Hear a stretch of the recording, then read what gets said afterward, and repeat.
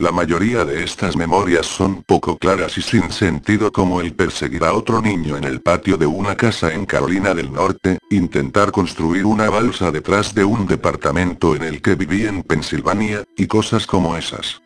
Pero hay un puñado de memorias que permanecen tan claras como el vidrio, como si hubiesen ocurrido ayer. Vivíamos en una casa en las afueras de la bulliciosa ciudad de New Vineyard, Maine. Era una casa grande, en especial para una familia de 3.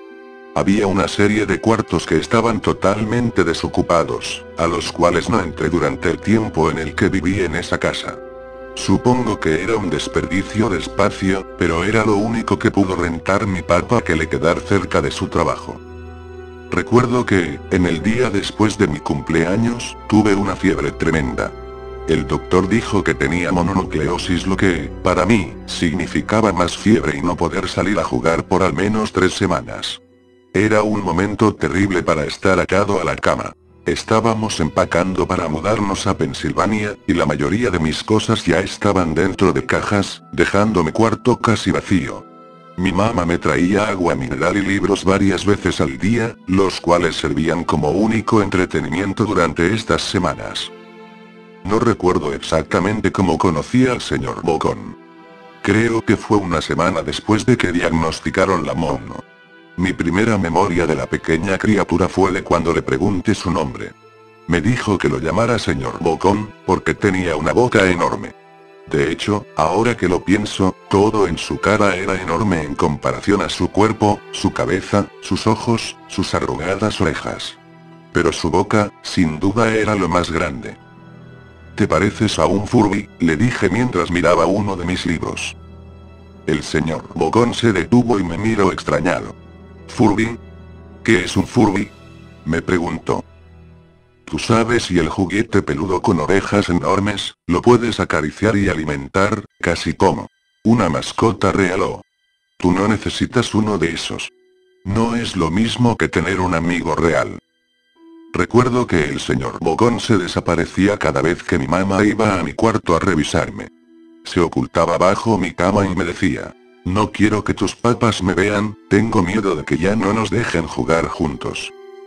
No hicimos mucho durante los primeros días. El señor Bocón solo veía mis libros, fascinado con las imágenes e historias. Por ahí del tercer o cuarta noches desde que lo conocí, me despertó con una gran sonrisa en su rostro. «Vamos a jugar un nuevo juego», me dijo. «Pero tenemos que esperar hasta después de que tu mamá venga, porque es un juego secreto». Después de que mi mamá me trajera más libros y refresco, a la hora de siempre, el señor Bocón se deslizó desde debajo de la cama y tomó mi mano. «Tenemos que ir al cuarto que está al final del pasillo», me dijo. Me negué al principio, pero el señor Bocón insistió hasta que cedí. El cuarto en cuestión no tenía ni muebles ni tapiz. Lo único que lo distinguía era una ventana del lado opuesto a la puerta. El señor Bocón corrió a través del cuarto, y le dio un firme empujón a la ventana, dejándola un poco abierta. Entonces, él me insistió en que mirara hacia el piso, afuera. Aunque estábamos en el segundo piso de la casa, la caída era más alta debido a que estábamos en una colina. «Me gusta jugar a fingir aquí», me explicó el señor Bocón. «Finjo que hay un suave y enorme trampolín allá abajo, y brinco. Si lo crees con todas tus fuerzas, vas a ver que rebotas hasta acá arriba, como una pelota. Quiero que lo intentes». «Es muy alto», le dije. «Pero eso es lo divertido. No sería tan divertido si fuera una caída corta. De ser así, mejor si rebotaras en un trampolín real». Recuerdo haber jugado con la idea. Dejarme caer en el fresco aire, y rebotar en algo que mis ojos no podían ver. Pero el realista en mí, prevaleció. «Quizás en otra ocasión», le dije. «No sé si tenga tanta imaginación. Podría lastimarme». La cara del señor Bocón se contorsionó con un gruñido, pero solo por un momento. Decepcionado, se metió debajo de mi cama, donde estuvo quieto el resto del día. La mañana siguiente el señor Bocón llegó con una pequeña caja. «Quiero enseñarte malabares», me dijo. «Aquí hay algunas cosas que puedes usar como práctica, antes de que te den tu primera lección». Miré la caja. Estaba llena de cuchillos. Mis papás me matarán. Le grité horrificado de que el señor Bogón había traído cuchillos a mi cuarto, objetos que mis papás no me dejarían tocar nunca. El señor Bogón gruñó. Es divertido jugar con esto. Quiero que lo intentes. Alejé la caja de mí. No puedo. Me regañarán. Los cuchillos no son seguros para aventarse. Las cejas del señor Bogón se cerraron, molesto. Tomó la caja con los cuchillos, y se metió debajo de la cama, otra vez durante todo el día. Me empezaba a preguntar qué tan seguido se la pasaba debajo de mí. Desde ese entonces, empecé a tener problemas para dormir. El señor Bogón me despertaba en la noche diciéndome que había puesto un trampolín real debajo la ventana, uno enorme que no podía ver en la oscuridad. Siempre me negué y trataba de volver a dormir, pero el señor Bogón persistía. Algunas veces, se quedaba a mi lado hasta el amanecer, animándome a saltar. Ya no era tan divertido jugar con él. Una mañana, mi mamá fue hacia mi cuarto, y me dijo que tenía permiso de ir a caminar afuera. Pensaba que el aire fresco sería bueno para mí, especialmente después de estar confinado a mi cuarto por tanto tiempo. Con emoción, corrí hacia el patio, esperando poder sentir el sol en mi cara. El señor Bogón me estaba esperando. Hay algo que quiero que veas, me dijo. Debí darle una mirada fea, porque entonces me dijo. ¿Es seguro? No pasa nada, te lo prometo. Lo seguí hasta un viejo camino que corría a través de los bosques detrás de mi casa. Este es un camino importante, me explicó. Tengo muchísimos amiguitos de tu edad. Cuando estuvieron listos, lo llevé por este camino. A un lugar especial. Todavía no estás listo, pero algún día, espero, lo estarás. Regresé a mi casa preguntándome, ¿qué tipo de lugar existía más allá de aquel camino? Aproximadamente 2 semanas después de conocer al señor Bogón, empacaron la última carga de cajas en el camión de mudanzas. Me fui adelante con mi papá, en un largo recorrido hacia Pensilvania. Había considerado en decirle al señor Bogón que me iba, pero aún teniendo 5 años, sospechaba mucho de las intenciones de la criatura, a pesar de lo que me decía. Fue por esta razón que decidí no mencionar nada de mi mudanza. Eran las 4 AM cuando mi papá y yo estábamos en el camión. Mi papá esperaba llegar a Pensilvania para la hora de la comida al día siguiente, con ayuda de una larga dotación de café y bebidas energéticas. Recuerdo que se parecía más a un tipo que estaba a punto de correr una maratón, que un tipo que se la pasaría sentado por un par de días. Muy temprano para ti, ¿verdad? Afirmé con la cabeza, mientras la ponía en la ventana, esperando dormir un poco antes de que saliera el sol.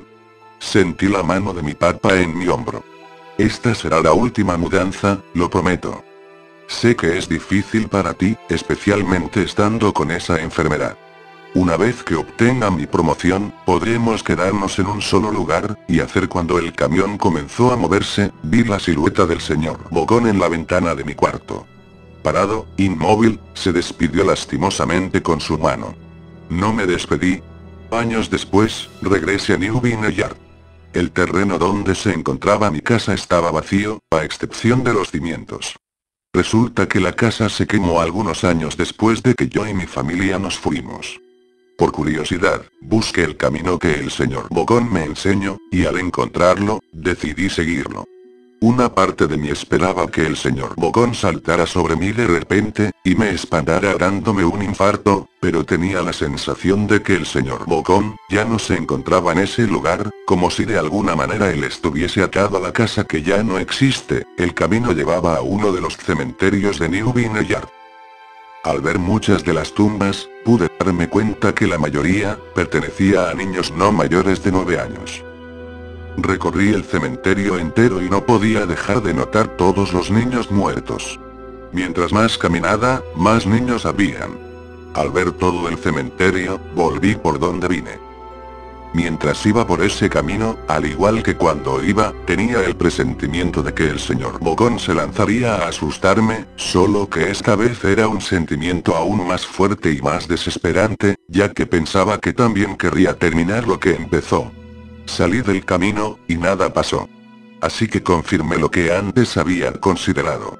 Al parecer el señor Bogón sí se había ido con la casa. Al pensar en esto, me fui de ahí, y seguí con mi vida normal, pensando que el señor Bogón ya no existía. Al pasar los años, me gradué de la Universidad de Ingeniería Civil, conseguí una esposa muy buena y trabajadora. Ella es doctora, y aún no tiene su especialidad, ya que al terminar quedó embarazada. Tuvimos nuestra hija. Una niña muy hermosa y saludable. Su nombre es Anabel y ya tiene 2 años, y es igual a su padre, igual a mí. Mi esposa empezó la maestría en oftalmología y ya está cursando su 2º año. Sin embargo, algo muy hermoso interrumpió su carrera. Anne, mi esposa, quedó embarazada. Al saberlo mi esposa me lo comentó. Estaba muy feliz, hasta que me dijo algo que estaba pensando.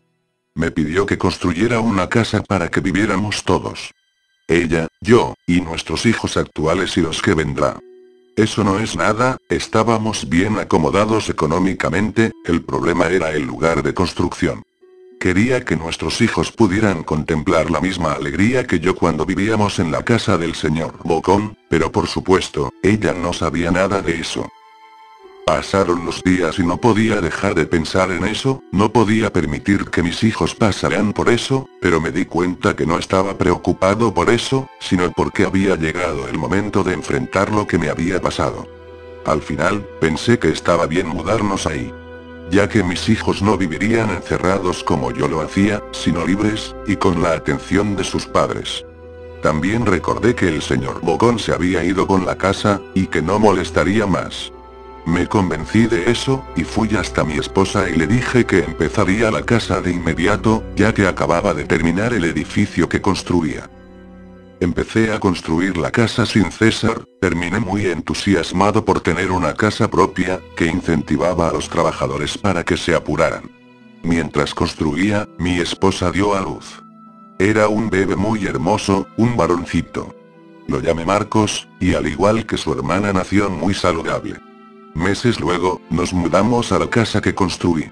Era igual a la otra, cuando yo era niño, pero no tenía ninguna habitación desocupada, era la casa ideal para mis hijos. Al mudarnos, mis hijos se pusieron muy felices, ya que era una nueva experiencia para ellos. Mis hijos crecieron como cualquier otro, con el apoyo de sus padres, y estudiando en una escuela prodigio. Mi hija ya tiene 6 años, y mi hijo tiene 4.